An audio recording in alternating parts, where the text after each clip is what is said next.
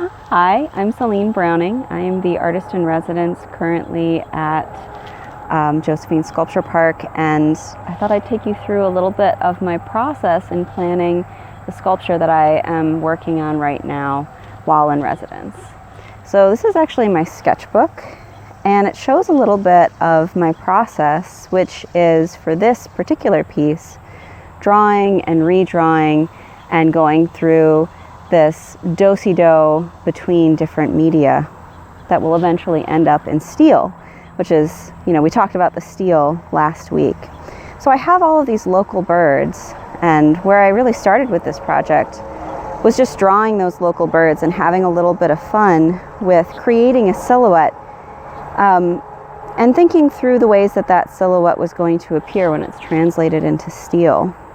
And this is really where it started. It's just having some fun with those drawings and looking at local flora and fauna, and then beginning to combine those into what would eventually be the steel panels that make up this structure.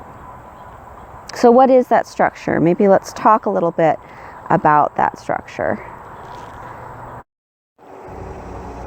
The images that we just saw in the sketchbook eventually became combined into those panels that we talked about and that you saw in steel last week.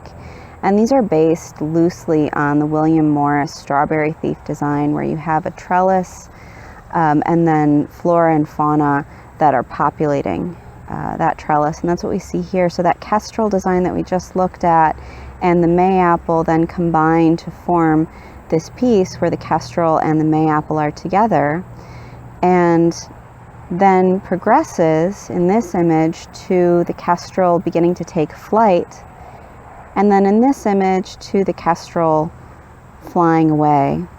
And the way that these panels are going to be combined is in a structure that you can see here in this image, which is a 9-foot tall steel structure where all of the panels of these different birds are combined, and you see on the lower rung the birds interacting with the flora, and then as you move up towards the sky, you see the birds beginning to take flight, and then once you're inside the structure, you would see overhead the silhouette of those same birds flying away overhead.